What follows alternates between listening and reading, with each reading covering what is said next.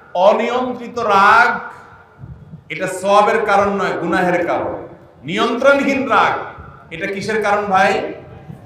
অনেক মানুষ আছে রাগী, বদরাগী তো বদরাগী, আবার এটাকে ভালো মনে করে, বলে কি শয়তান তার কাছে এভাবে উপস্থাপন করে আর কি, বলে যে আমি উল্টাপাল্টা দেখলে আমার মাথা গরম হয়ে যায়, আমি সহ্য করতে পারি না, আছে না? অথচ উনি নিজে হাজার উল্টাপাল্টা করেন ঠান্ডা মাথায়, শুধু আরেকজনটা দেখলে মাথা কি হয়ে যায়? গরম হয়ে যায়। ভালো করে শুনে রাখেন, যারা ধৈর্যশীল এই মানুষগুলোই মূলত জান্নাতে যাবে। কোন ধৈর্যহীন অধৈর্যশীল মানুষের জন্য জান্নাত না। আল্লাহ বলেছেন কোরআনে, ইন্নামা ইউওয়াফাস সাবিরুনা আজরাহুম বিগাইরি হিসাব, নিশ্চয়ই ধৈর্যশীলদেরকে যে বিনিময় দেওয়া হবে এটা কোনো হিসাব করে দেওয়া হবে না, হিসাব ছাড়া আল্লাহ তাআলা ধৈর্যশীলদেরকে বিনিময় দেবেন।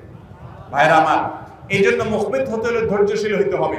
এখন কথা হলো ভাই ধৈর্যশীল হব কিভাবে? কয়েকটা উপায় আছে। নাম্বার 1, আপনি নিজে ধৈর্যশীল মানুষদের সাথে থাকবেন যারা ঠান্ডা মাথায় চলাফেরা করে, অনেক বড় বড় বিষয়কে খুব সহজে ট্যাকেল দিয়ে ফেলে। মনে রাখবেন, রাগ আসলেই রাগ ঝেড়ে ফেলবেন না, একটু অপেক্ষা করবেন, তারপরে ঠান্ডা হওয়ার পরে ঝাড়বেন, তখন দেখবেন যে ব্যালেন্সের সাথে ঝাড়া হয়েছে, যতটুকু দেওয়া দরকার ততটুকু দেওয়া হয়েছে। এক সাহাবী এসে বলছে, ইয়া রাসূলুল্লাহ আমাকে একটু আপনি উপদেশ করেন। নবীজি বলছেন, লা তাগদাব, রাগ করবা না। বলেন যে আরেকটা করেন, বলে লা তাগদাব, রাগ করবা না। বলেন যে আরেকটা করেন, তৃতীয়বারও বললেন লা তাগদাব। এরপর নবী সাল্লাল্লাহু আলাইহি সাল্লাম বলেছেন, লা তাগদাব ওয়ালাকাল জান্নাহ, রাগ করো না, জান্নাত তোমার।